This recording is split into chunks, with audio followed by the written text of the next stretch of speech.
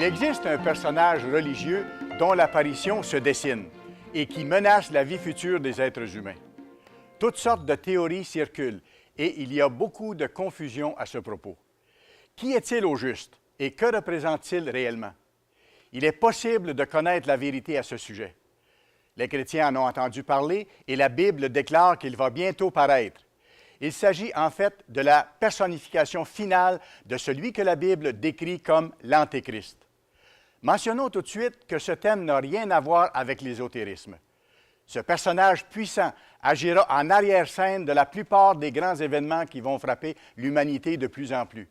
En fait, tout porte à croire qu'il soit présentement vivant et que les événements qui lui permettront bientôt de régner avec puissance se préparent actuellement. Au moyen d'une grande séduction et par des prodiges mensongers, il convaincra la plupart des gens, même les chrétiens, de le suivre dans ses entreprises. Puis il sèmera la mort et une destruction d'une ampleur encore jamais vue. Serez-vous parmi ceux qui pourront le démasquer? C'est possible, si vous tenez compte des signes permettant de l'identifier clairement. Restez à l'écoute.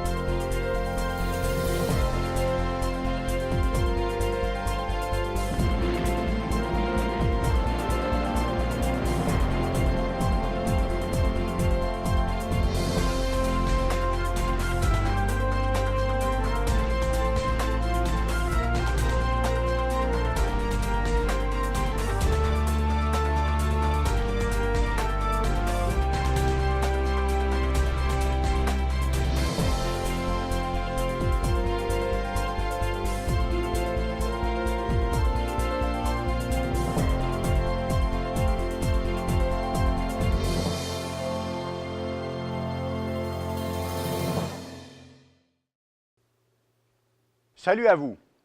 Savez-vous ce qu'ont en commun Barack Obama, Adolf Hitler, Saddam Hussein, Yasser Arafat, l'ancien leader de l'OLP, et Bill Gates, le fondateur de Microsoft?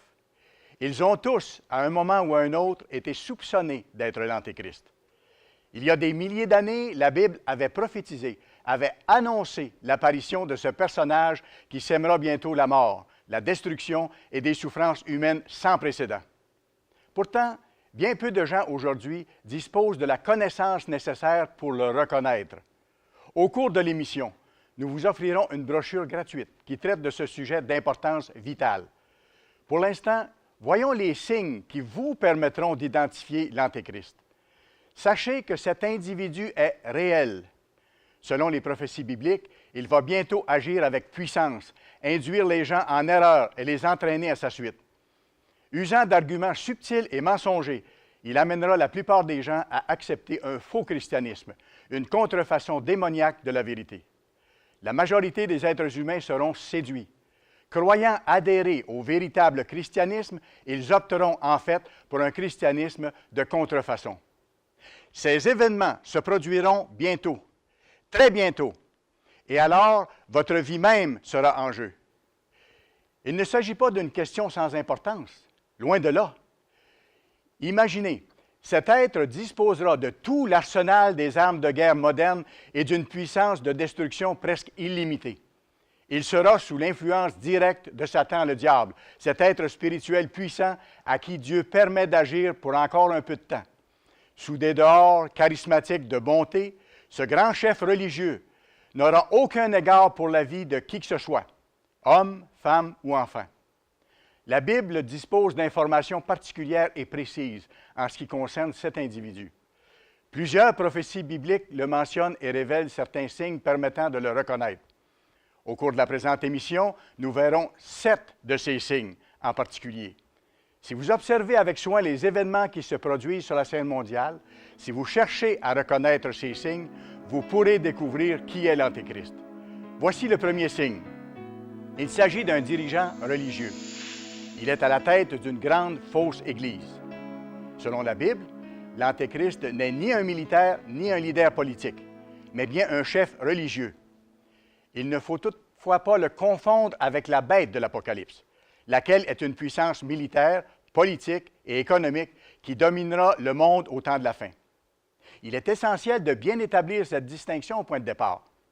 La bête décrite dans la première partie d'Apocalypse 13 est un système politico-militaire sans précédent, ayant à sa tête un dictateur mondial. Toutefois, ce système est en fait contrôlé et manipulé par l'Antéchrist et son imposante organisation religieuse appelée dans la Bible la Grande Prostituée. L'Antéchrist et la bête de l'Apocalypse sont donc tout à fait différents. Au chapitre 17 du livre d'Apocalypse, l'apôtre Jean nous fait part d'une vision qu'il a reçue de Jésus-Christ lui-même. Puis un des 7 anges qui tenaient les 7 coupes vint, et il m'adressa la parole en disant, « Viens, je te montrerai le jugement de la grande prostituée, qui est assise sur les grandes eaux. C'est avec elle que les rois de la terre se sont livrés à la débauche, et c'est du vin de sa débauche que les habitants de la terre se sont enivrés. Il me transporta en esprit dans un désert, et je vis une femme assise sur une bête écarlate, pleine de noms de blasphème, ayant 7 têtes et 10 cornes. Cette femme était vêtue de pourpre et d'écarlate, et parée d'or, de pierres précieuses et de perles.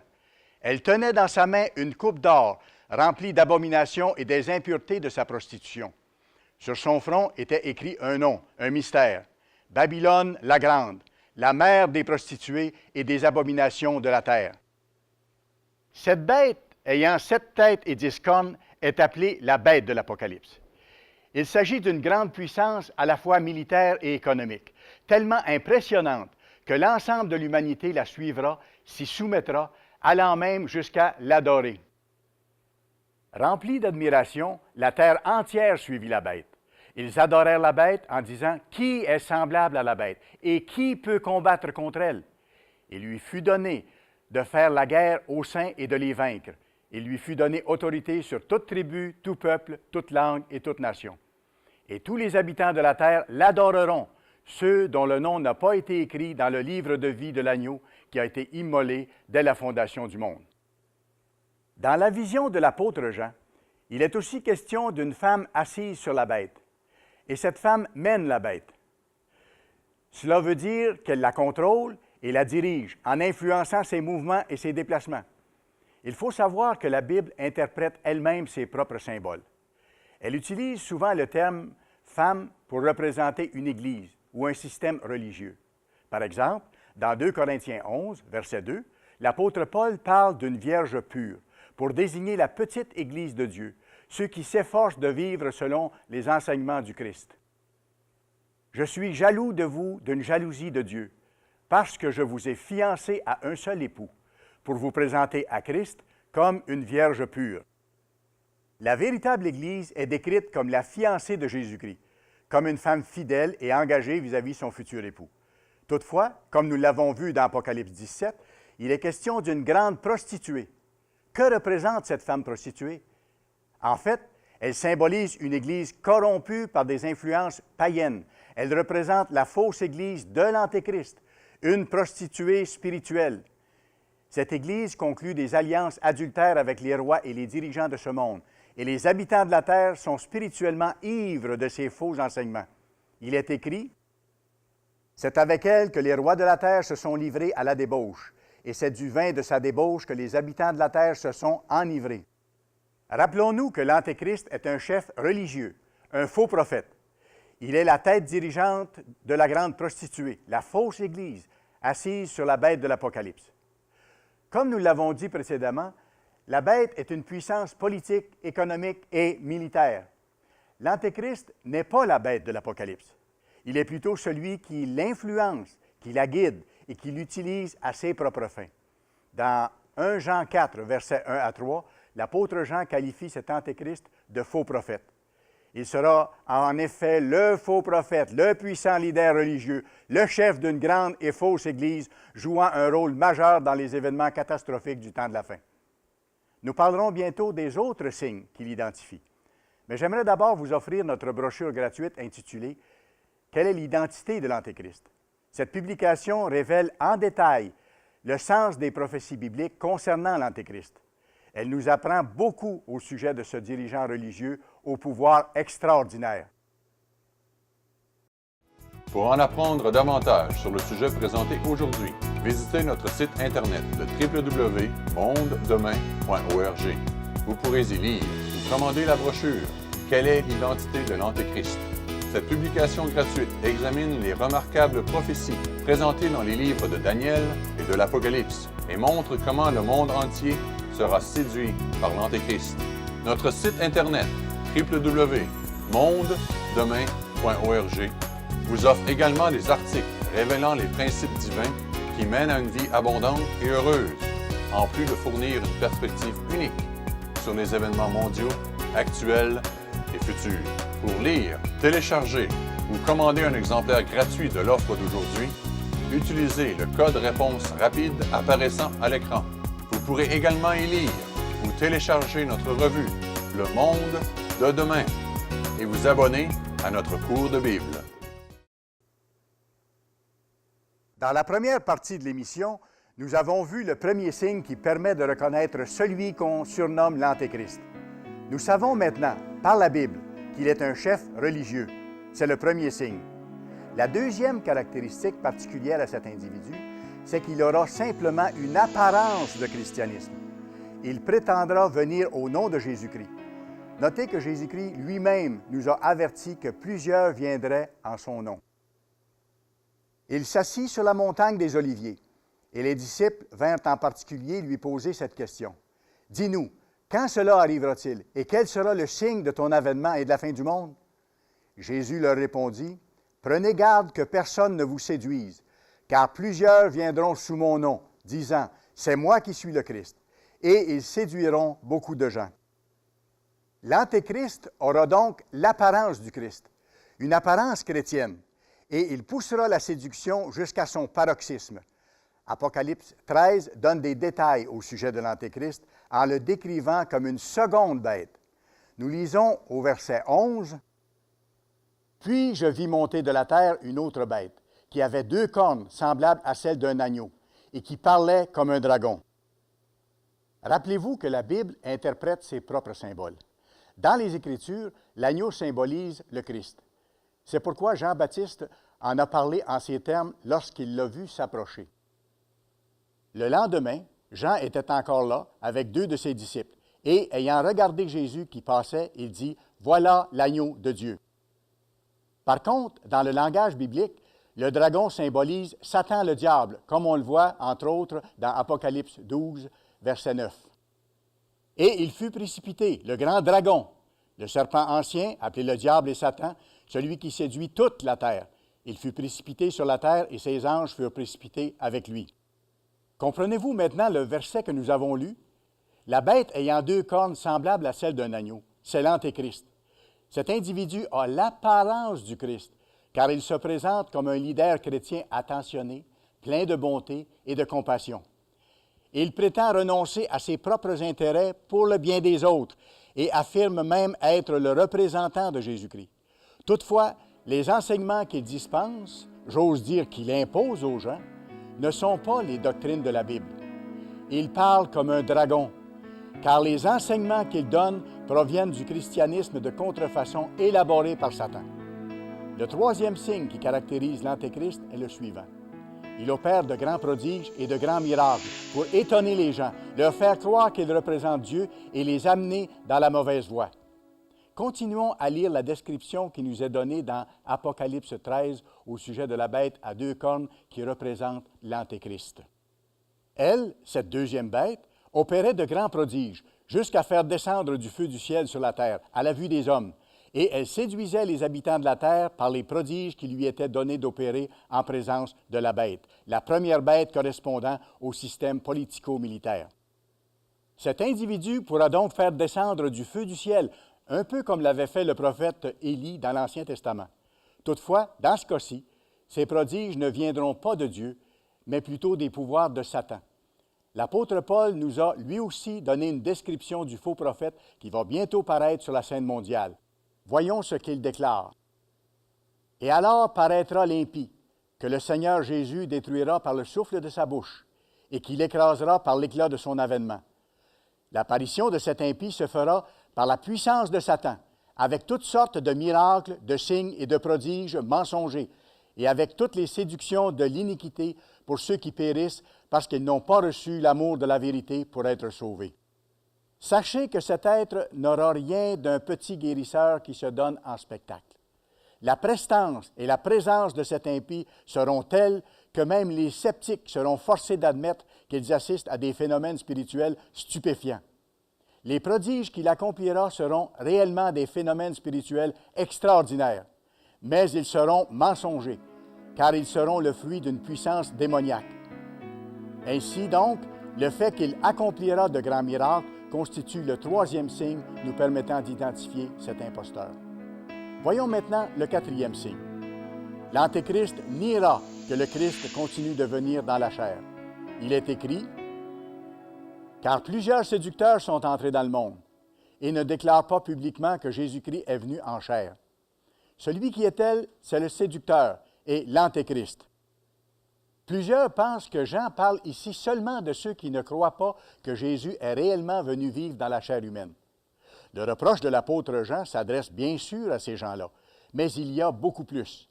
Il parle aussi des séducteurs, comme l'Antéchrist, qui ne reconnaissent pas Jésus-Christ comme venant encore dans la chair. Le docteur Charles B. Williams, un traducteur du Nouveau Testament reconnu pour porter une attention méticuleuse aux détails en ce qui concerne la traduction des verbes grecs, confirme que ce verbe est employé au présent progressif ou continu et devrait par conséquent se lire comme suit. Jésus-Christ continue de venir dans la chair. Précisons davantage. La Bible indique que le Christ est venu en tant qu'homme afin de mourir pour nos péchés, qu'il est ressuscité, qu'il est retourné au ciel et qu'il se trouve présentement à la droite de son Père. Néanmoins, Jésus vit et agit actuellement dans ceux qui lui obéissent et qui ont reçu son Saint-Esprit, sa puissance. Il communique à ses disciples la force de résister au péché et d'observer les commandements de Dieu, les aidant par le fait même à développer le caractère divin. L'apôtre Paul explique clairement ce phénomène. « J'ai été crucifié avec Christ, et si je vis, ce n'est plus moi qui vis, c'est Christ qui vit en moi. Si je vis maintenant dans la chair, je vis dans la foi au Fils de Dieu qui m'a aimé et qui s'est livré lui-même pour moi. » Le Christ avait d'ailleurs décrit lui-même cette grande réalité lorsqu'il a déclaré « Si quelqu'un m'aime, il gardera ma parole, et mon Père l'aimera. Nous viendrons à lui, et nous ferons notre demeure chez lui. » Par la puissance divine, le Père et le Christ vivent littéralement dans les véritables chrétiens convertis et leur communiquent la force d'obéir aux commandements divins. Ainsi donc, le Christ vit maintenant dans les chrétiens convertis, les aidant à vaincre le péché et à développer le caractère saint. L'Antéchrist nie cette réalité fondamentale. Il s'agit là du quatrième signe nous permettant d'identifier ce personnage. Voyons maintenant la cinquième caractéristique de cet individu. L'Antéchrist rejette la loi de Dieu. Nous avons déjà vu qu'il est appelé l'impie, ce qui signifie celui qui méprise la loi, celui qui la rejette. Ainsi donc, l'impie rejette Dieu et sa loi. Dans sa lettre aux Thessaloniciens, l'apôtre Paul indique clairement que cet Antéchrist rejette Dieu et sa loi. Il est l'homme impie, le fils de la perdition, l'adversaire qui s'élève au-dessus de tout ce qu'on appelle Dieu ou de ce qu'on adore. Le prophète Daniel donne aussi certains détails précis sur cet individu. Il prononcera des paroles contre le Très-Haut. Il opprimera les saints du Très-Haut et il espérera changer les temps et la loi. Remarquez qu'il ne sera pas complètement sans loi. En fait, il changera la loi. Il méprisera la loi de Dieu en lui substituant une autre loi, une tradition de conception humaine. Il enseignera qu'il n'est pas nécessaire d'observer les lois divines, qu'il suffit simplement d'observer les lois et les ordonnances de sa propre religion à lui. Ainsi, les lois humaines, de même que toutes les traditions des Églises établies par les hommes, prévaudront sur les lois divines. Les calendriers faits de main d'homme et d'origine païenne vont prévaloir sur les jours saints et les fêtes décrétées par Dieu dans la Bible. C'est d'ailleurs déjà ce qui se produit. Cet impie qui espérera changer les temps et la loi va donc s'attribuer des prérogatives qui n'appartiennent qu'à Dieu seul. En vérité, Le monde qui nous entoure est déjà profondément affecté par ces enseignements. Permettez-moi de vous offrir de nouveau notre brochure intitulée « Quelle est l'identité de l'Antéchrist ?» Cette publication gratuite vous permettra de comprendre des aspects frappants de la nature et du rôle de ce personnage unique. Pour en apprendre davantage sur le sujet présenté aujourd'hui, visitez notre site internet www.mondedemain.org. Vous pourrez y lire ou commander la brochure « Quelle est l'identité de l'Antéchrist ?» Cette publication gratuite examine les remarquables prophéties présentées dans les livres de Daniel et de l'Apocalypse et montre comment le monde entier sera séduit par l'Antéchrist. Notre site internet www.mondedemain.org vous offre également des articles révélant les principes divins qui mènent à une vie abondante et heureuse, en plus de fournir une perspective unique sur les événements mondiaux, actuels et futurs. Pour lire, télécharger ou commander un exemplaire gratuit de l'offre d'aujourd'hui, utilisez le code réponse rapide apparaissant à l'écran. Vous pourrez également y lire ou télécharger notre revue Le Monde de demain et vous abonner à notre cours de Bible. Jusqu'à présent, nous avons vu 5 signes qui permettent d'identifier ce personnage spécial qui agira bientôt avec force sur la scène mondiale, celui que l'on nomme l'Antéchrist. Voyons maintenant quel est le 6e signe. L'Antéchrist persécutera les véritables chrétiens. La Bible le mentionne clairement dans le livre de Daniel. Il opprimera les saints du Très-Haut, et les saints seront livrés entre ses mains pendant un temps, des temps et la moitié d'un temps, ce qui équivaut à une période de 3 années et demie. Voyons aussi le message que Jésus adresse à ses vrais serviteurs dans Jean 16. « L'heure vient où quiconque vous fera mourir croira rendre un culte à Dieu. » Rappelez-vous ce qui a été fait aux détenus des camps de concentration lors de la Deuxième Guerre mondiale. Ils étaient exterminés en grand nombre, comme des animaux. De quelle manière l'Antéchrist traitera-t-il le petit troupeau de Dieu, ceux qui obéissent et qui observent ses commandements?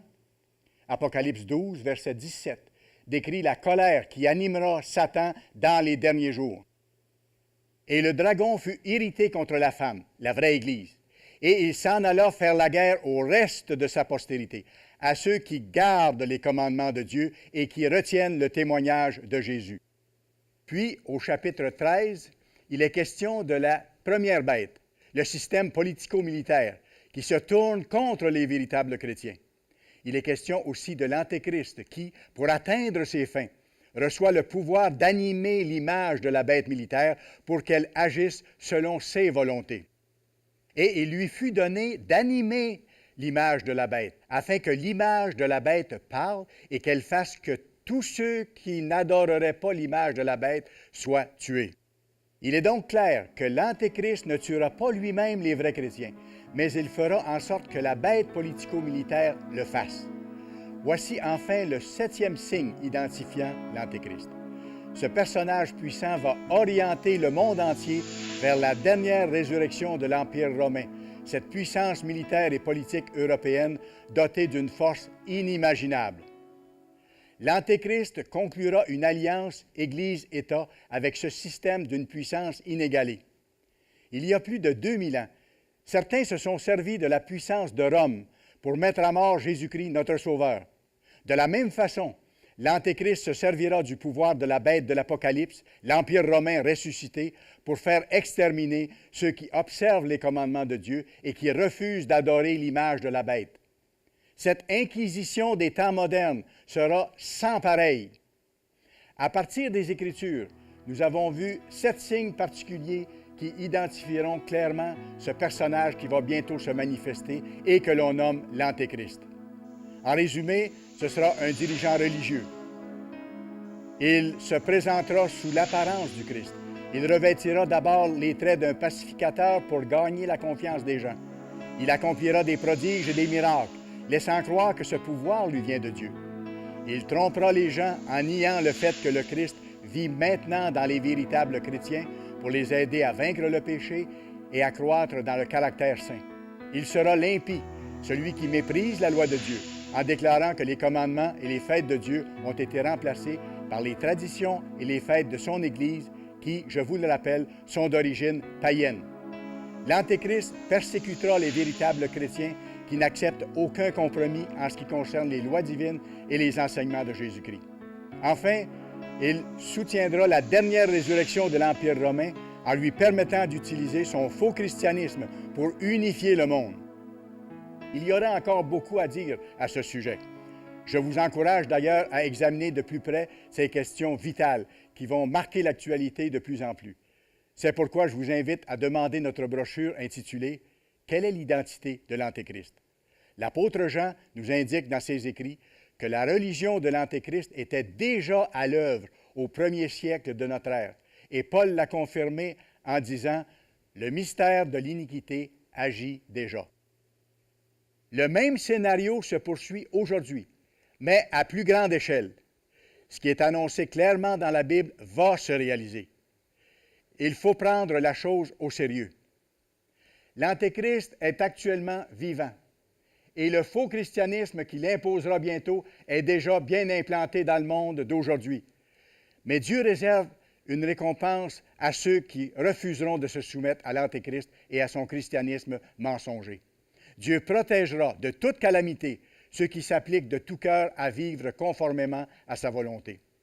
Demandez notre brochure et voyez comment vous et les vôtres pouvez jouir dès maintenant des bénédictions divines. Joignez-vous à nous chaque semaine à l'émission Le Monde de demain.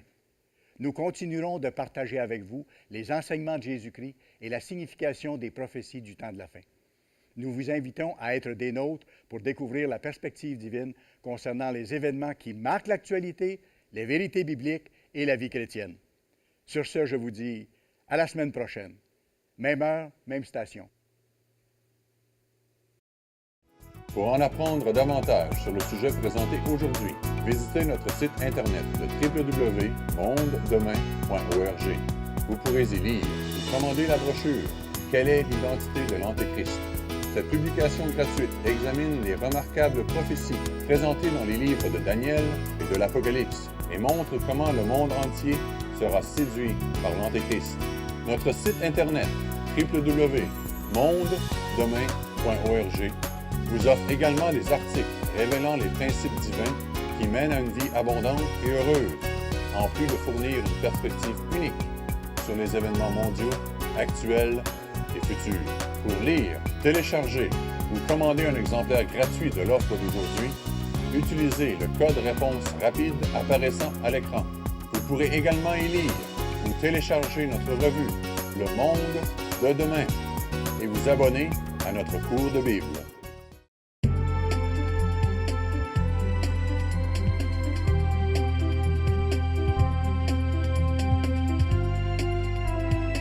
Cette émission est produite par l'Église du Dieu vivant.